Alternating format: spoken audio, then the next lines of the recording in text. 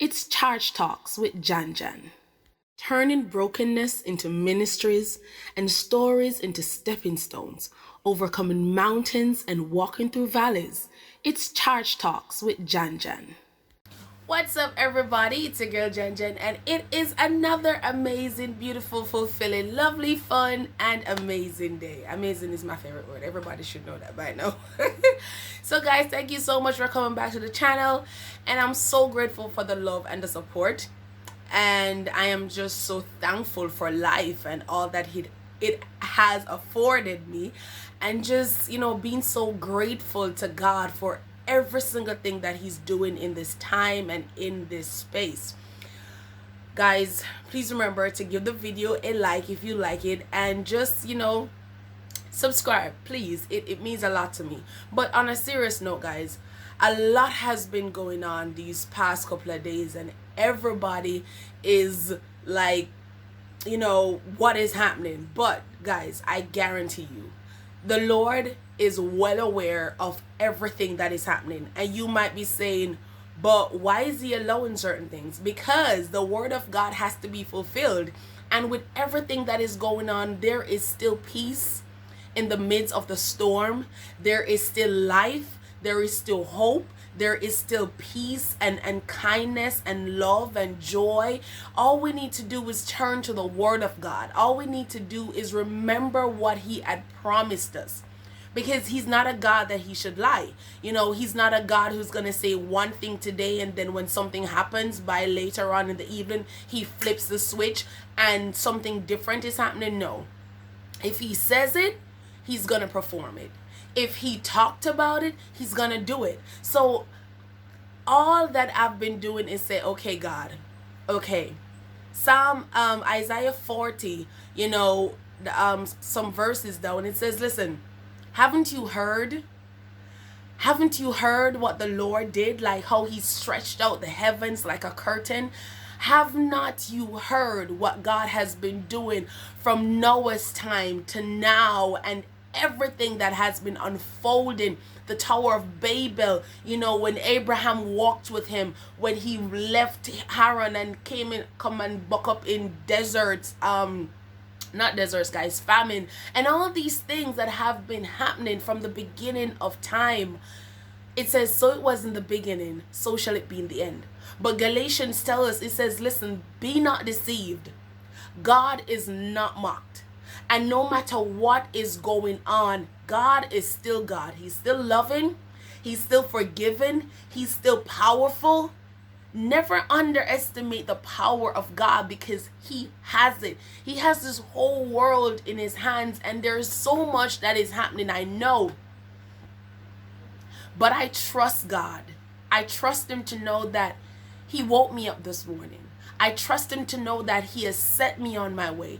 I trust Him to know that no matter what is happening in my life, He is well aware of where I'm going, of the route I'm on, and of all the things that are going to happen along the way.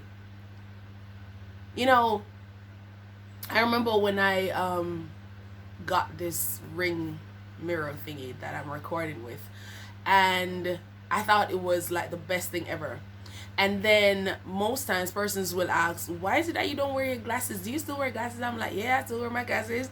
But most of the times I don't wear my glasses during a video recording, because when you look, you see like I have two little ring lights in my glasses.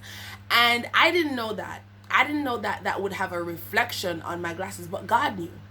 And just as how I still wanted, because I didn't know, God knew that I would have these reflections in my glasses, and so I don't often wear my glasses when I'm doing a recording.